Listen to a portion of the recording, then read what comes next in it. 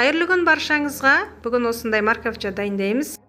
Видеоны көрмес бұрын менің арнама тіркеліп, лайк басып, пікір қалдыруыңызды сұраймын, және қоңыраушаны басып қойыңыз. Сізге менің видеоларым бірінші көрінетін болады. Алдағы уақытта хит торттардың рецептілері менің каналымда болады.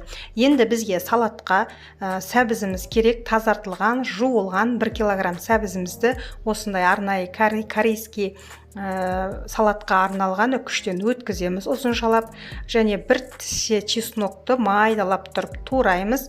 Оны сәбізіміздің үстіне қоямыз, араластырмаймыз, тек үстіне ғана қойып қоямыз. Себебі қазір біз майды қыздырып құйған кезде біздің чесногымыздың дәмі сәбізге сіңу керек. Сондықтан осылай үстіне қойып қоямыз.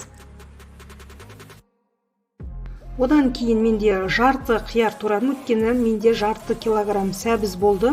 Егер сіздер 1 килограмм сәбізбен жасайтын болсаңыздар, ол кезде 1 бүтін қиярды турасаңыз болады. Немесе үйіңізде жаңағы қызанағыңыз болса, қызанақта қосуға болады, көкшөптер болатын болса қосуға болады. Мен енді үйдегі бар дүниеммен жасап жатырмын.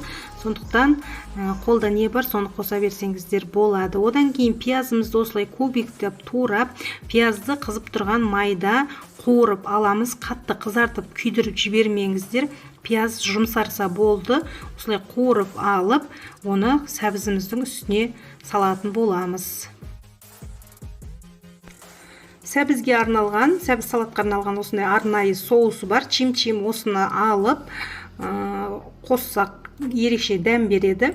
Осылай пиязымызды майға ашық алтын түске енгенше қуырып аламыз дағыны. Сәбізіміздің шетінен құямыз. Чесногымыздың үстіне құймаңыздар, себебі қазір біз қайтадан майды қыздырып, чесноктың үстіне құятын боламыз. Енді дәміне қарай қызыл бұрыш қосыңыздар, паприка қосыңыздар, дәмдеуіш тұз қосыңыздар, және кристалл қосыңыздар. Міндетті түрде кристалл қосыңыздар, дәмі ерекше болады. Көз өлшемменен дәміне қарай қоса беріңіздер.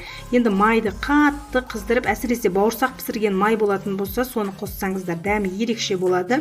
Осылай майымызды қосып, жақсылап тұрып араластырамыз. Біздің чим-чим салатымыз осылай дайын. Әр жерде әртүрлі айтылады. Чим-чим деп айтылады, марковча дейді, сәбіз салат, өзіңіз қалауыңызша. Осылай үйдегі тамаққа отбасыңызға арнап қойсаңыз болады. Видеоның соңына дейін қарағандарыңыз үшін үлкен рахмет. Менімен бірге болыңыздар. Алдағы уақытта ерекше тәттілердің видео рецептілері болады. Барлықтарыңызға ас болсын, және видео ұнаса, достарыңызбен бөлісуді ұмытпаңыздар.